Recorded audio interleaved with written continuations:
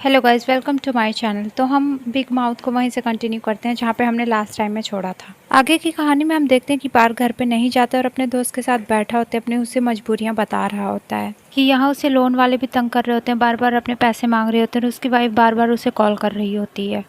और वो अपने फ्रेंड को बता रहा होता है कि वो कैसे सारे केसेस हार जाता है जबकि उसका IQ लेवल भी कितना अच्छा है। उसे समझ नहीं आ रहा होता कि वो क्या करे। यहाँ उसकी वाइफ भी उसे बार बार कॉल किए जा रही होती है और वो कॉल अटेंड नहीं करता है।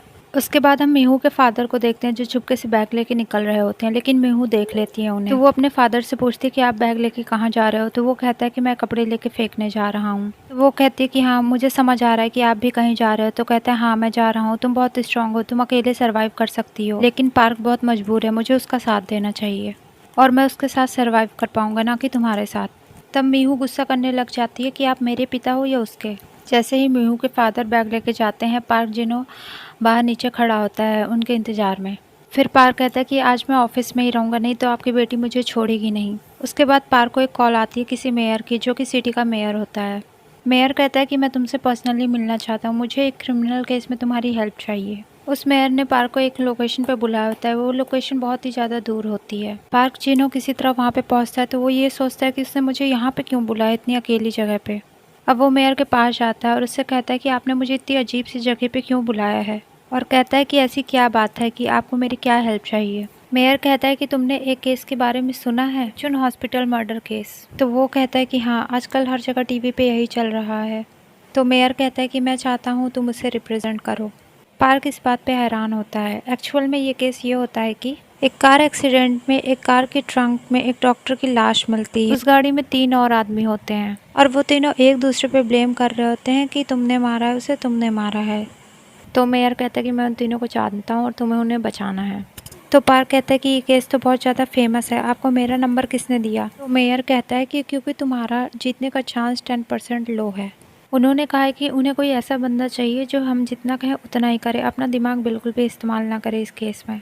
तो पार्क कहता है कि आपको कोई ऐसा बंदा चाहिए जो अपना दिमाग न लगाए, मतलब वो सिर्फ आपके कहने पे करे। तो पार्क कहता है आई एम सॉरी, मैं ऐसा केस नहीं लड़ूंगा जिसमें मुझे अपने हाथ गंदे करने पड़े। अब वो जाने लगता है तो मेयर उसे कहता है कि कार के अंदर की डैश कैम वीडियो गायब है, अगर वो हमने फाइंड कर लिया तो हमें पता चल जाएगा कि उस डॉक्टर को किसने मारा है। तो पार्क कहता है आप तो उन तीनों की हेल्प करना चाहते हो, तो आपको डैश कैम वीडियो क्यों चाहिए। तो मेयर कहता है कि मैं उनकी हेल्प करूंगा, लेकिन ट्रुथ फाइंड करने के लिए उनकी हेल्प करूंगा।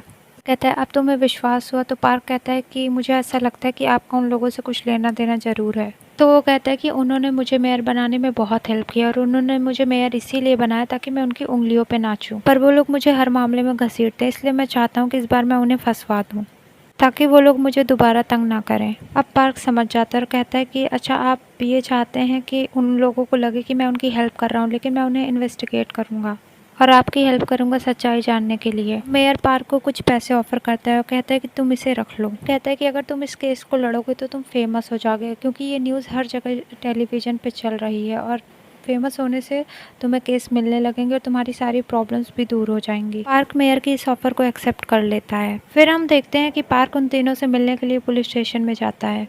जब वो उनसे नीचे बेसमेंट में मिलने जाता है तो देखता है कि उन्हें बहुत अच्छे से ट्रीट किया जा रहा होता है।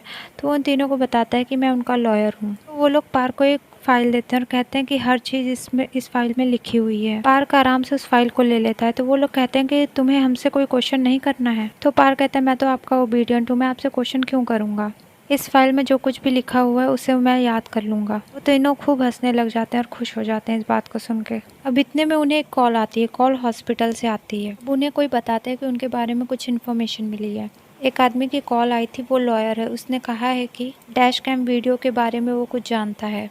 ये बात सुन के वो तीनों घबराने लग जाते हैं। एक्चुअल में ये कॉल पार्क ने ही करवाई होती है और पार्क वहाँ से जाते हुए कॉफ़ी के कप के अंदर एक लिसनिंग डिवाइस लगा दी होती है उन तीनों की बातें सुनने के लिए। अब बाहर आके वो उन तीनों की बातें सुन रहा होता है। अब वो तीनों परेशान हो रहे होते हैं। डैश कैम वीडियो उन तीनों ने, इनमें से एक ने अपनी वाइफ को दी होती है, वो वीडियो नहीं लीक हो सकती है। तीनों परेशान हो रहे होते हैं कि अगर वो वीडियो लीक हो गई तो वो तीनों पकड़े जाएंगे। पार्क उन तीनों की बातें सुन रहा होता है। उसे समझ आ जाता है कि वो डैश कैम डॉक्टर हान की वाइफ के पास है। पार्क बाहर जा करके मेयर को फोन करता है और सारी बातें बता देता है कि डैश कैम वीडियो डॉक्टर हान की वाइफ के पास है।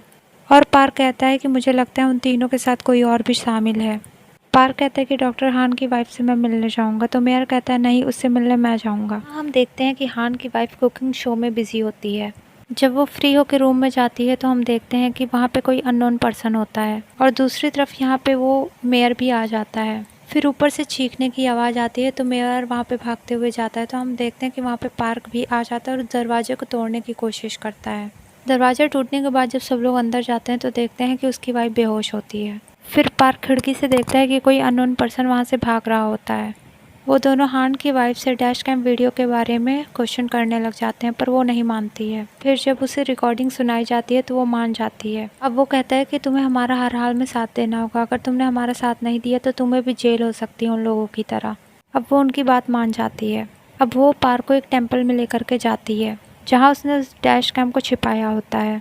अब वो उसे डैश कैम वीडियो दे देती है और कहती है कि तुम्हें अब अपना बहुत ख्याल रखना होगा, तुम इस केस में पड़ तो गए हो लेकिन तुम्हारी लाइफ अब बहुत ही डिफ़िकल्ट होने वाली है। इस पार्ट की एंडिंग यहीं पे होती है। Thanks for watching.